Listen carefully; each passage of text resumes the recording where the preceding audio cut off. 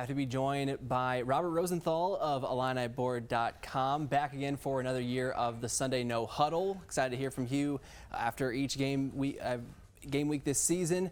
But now we're looking ahead to a big season for Illinois football. I mean, so close to the season, this has got to be like your Christmas morning, right? 100%. Yeah, this is, I mean, it's kind of crazy how it's thrown off by being a Thursday game. You know, you usually have that game week prep, and, you know, even for media, that's always the Monday this and the Tuesday this. Well, now it's all thrown off. But, hey, Thursday night at 8 p.m., I'm ready for it. All the days getting adjusted for sure, and in the game prep and all of that. And a big season for Bret Bielema, year 4. Obviously, you look at the bowl game breakdown of only making one of those so far, the big year in 2022, but then those 2 seasons of 5 and 7. How do you kind of equate that and look in the grand scheme of things of the competency being there, but then still trying to return to a bowl game? Yeah, I mean, the biggest thing is the 12 Big Ten wins so far. You know, if you look at the other coaches before Bielema, you know, Beckman won 0 his first year, then I think 1 and then 3. So 4 Big Ten wins his first 3 years. Lovey won, I think, 5 or 4 Big Ten wins his first 3 years. Bielema's won 12 Big Ten games, and they've been competitive in the games. So that's the biggest difference. Yeah, only 1 bowl, but 18 and 19 in the first 3 years for an Illinois coach does, unfortunately, blow away the competition. When other coaches started their, you know, in overall games, something like, you know, 6 and 23 their first, you know, few years. So that's the big step forward. Now it needs to continue to progress. And a lot of excitement for this team with all the new transfers, just a new look roster in certain aspects. What excites you about what you've seen so far through fall camp and just what this team may look like? You know, it's a surprisingly, I don't want to say young team because they have a lot of upperclassmen, but it is a shift from the teams, you know, the names you've known. I've said this all summer to people of like, you're going to be reaching for your program the first game of like, wait, who's 12 again? Who's wearing 1 now? You know, that type of thing. It's going to be that kind of season. I was just writing about this last night. There's only 3 players, 3 scholarship players, when Bielema had his first team meeting in, when was it, December of 2020. There's only 3 guys from that meeting who are left. Ezekiel Holmes, who's actually a 7th-year senior. Seth Coleman's a 6th-year senior.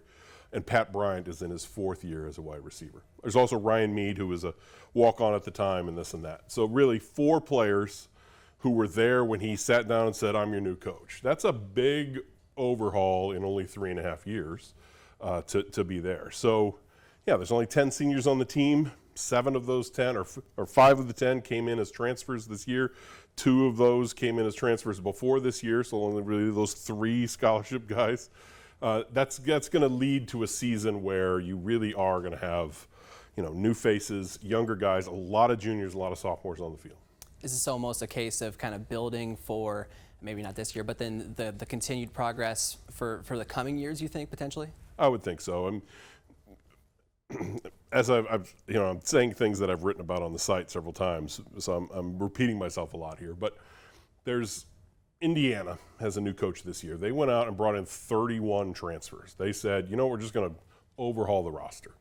You know, Washington this year, they were in the national championship game last year. They brought in 28 new players this year with their new coach.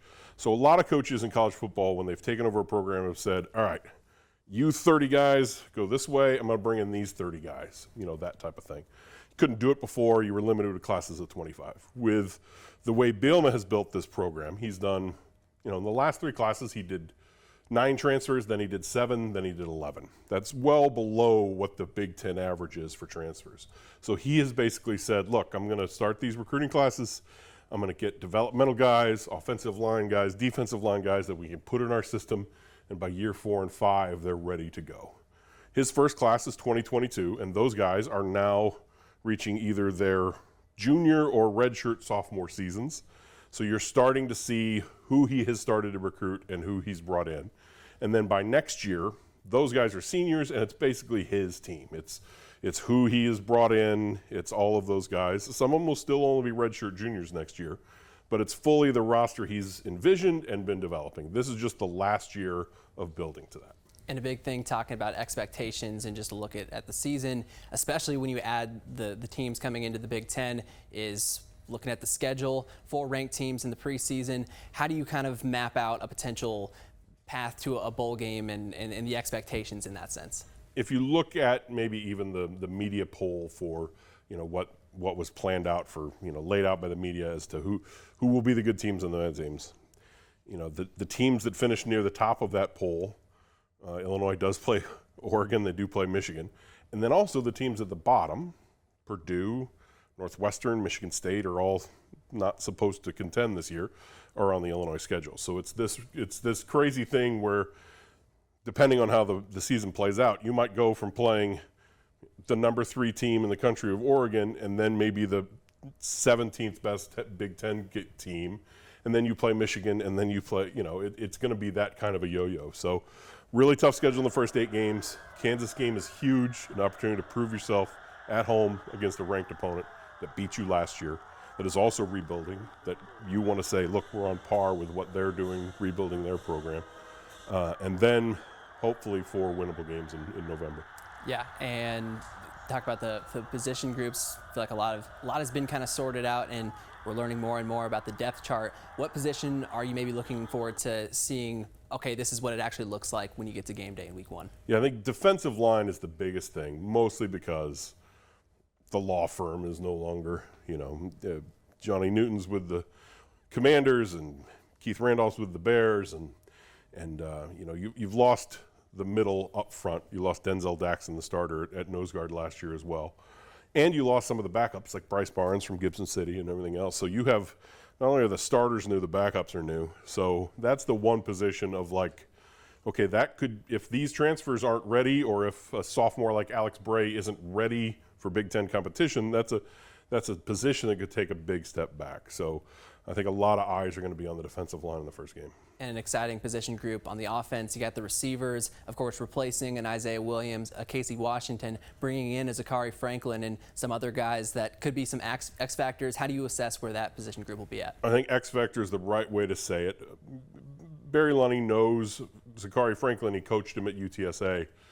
Illinois fans know Zachary Franklin from his 10 catches in that game where UTSA beat Illinois 3 years ago. So, there's a kind of a known quality there, like there is with Pat Bryant. But the number 3 and the 4 guy are going to be really, really important, because otherwise, opponents will just shade the top 2 guys and say, let anybody else beat us. We'll just take, or even if Franklin's not there yet, we'll just take Pat Bryant away and then make them beat us. So that 3rd receiver, that 4th receiver, that 5th receiver, they really have to find something. And you also lost Tip Ryman. He got drafted by the Cardinals. You're going to have to find a tight end. They brought in a transfer. He tore his ACL. He's out. So there's a lot of question marks throwing the ball that, maybe not against Eastern, but against Kansas is really going to have a lot of questions that need to be answered. Well, long run of preseason talk. It's time to get on the field and see what the team looks like and how it all sorts out from there. And excited to have you again on the Sunday No Huddle as we break it all down each week. This is year 12, I believe, of doing this. So I guess I'm almost a teenager in TV years. So. A seasoned TV pro. That's right. That's right. All right, Robert. Appreciate the time. Thank you. Thanks.